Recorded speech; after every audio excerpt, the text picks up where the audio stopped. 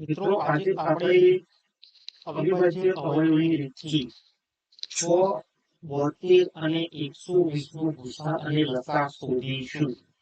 બરાબર છે. આપણને એવું કહેવામાં આવ્યું છે કે અવિભાજ્ય અવયવોની રીતથી 6, 72 અને 120 નો ગુસા અને લસા શોધો. બરાબર. તો મેથડ કઈ છે પેલા એ જોઈએ. અવિભાજ્ય અવયવની રીતથી શોધવાનું છે. કઈ રીતે શોધવાનું છે? અવિભાજ્ય અવયવની રીતથી. બરાબર. તો પેલા અવિભાજ્ય અવયવ એટલે શું તમને ખબર હોવી જોઈએ. પેલા હું તમને કેવી રીતે શીખવાડીશ.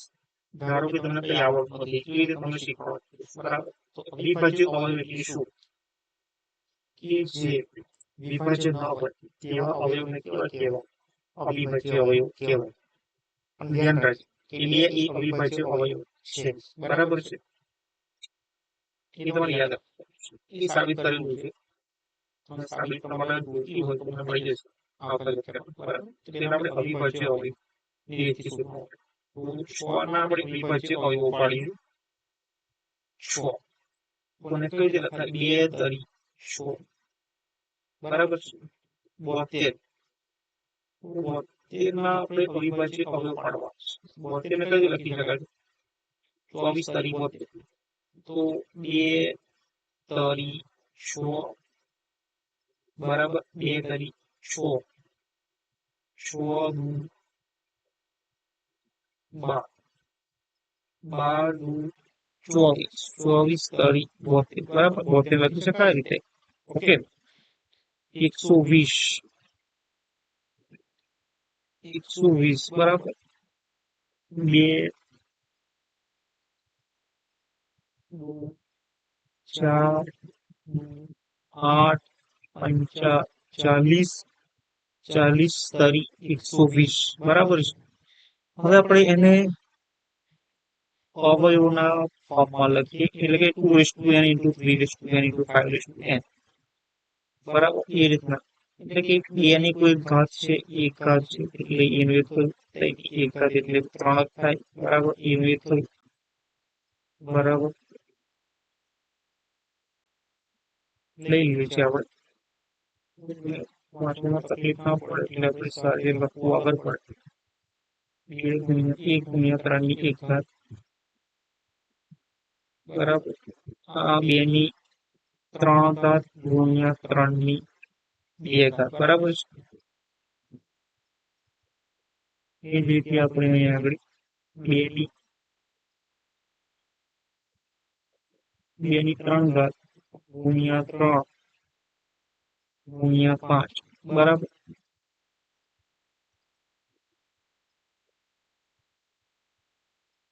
ઓકે. થઈ ગયું.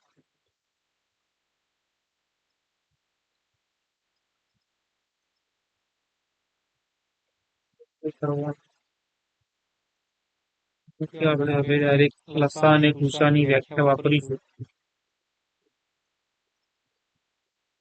બરાબર. ગુસા એટલે શું? ગુરુત્તમ સામાન્ય અવયવ. બરાબર. એના માટે આપણે ગુરુત્તમ સામાન્ય અવયવ માટે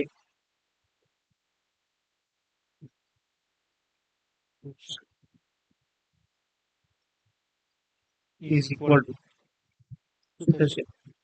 જે બધામાં કોમન હોય, બધામાં કોમન એવું નાનામાં નાનું અવયવ, બધામાં નાનામાં નાનું, બધામાં હોય અને નાનામાં નાનું. 2 ની 1 ઘાત બધામાં છે અને કોમન છે.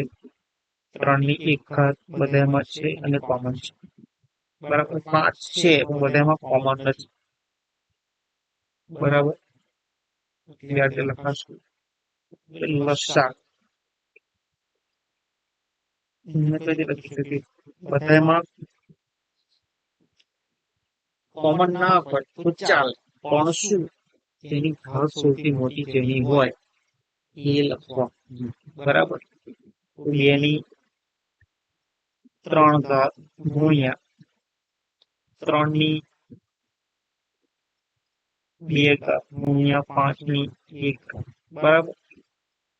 તો શું થશે? 2 તરી 6. શું થશે? 2 ની 3 ઘાત એટલે 8 ગુણ્યા 3 ની 2 ઘાત એટલે 9 અને 5 ની 1 ઘાત બરાબર એટલે 8 પંચા 40 ગુણ્યા 9 4 9 36 360 એ આપણું શું થયું લસા થયું. શું થયું લસા. તો મિત્રો ગોખણ નથી વસ્તુ યાદ રાખવાની છે. ગુસ્સા બધામાં કોમન હોવું જોઈએ અને નાનામાં નાનું હોવું જોઈએ.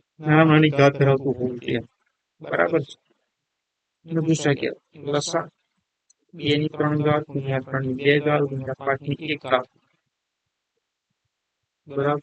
મોટા મોટી ઘાત ધરાવતું હોય અને બધા અવયવો લેવા જ પડે. કોઈ અવયવ રે ના જોવું જોઈએ તો એને લસા કહી શકે. બરાબર લસા અવિભાજ્ય કહીશું. ઓકે.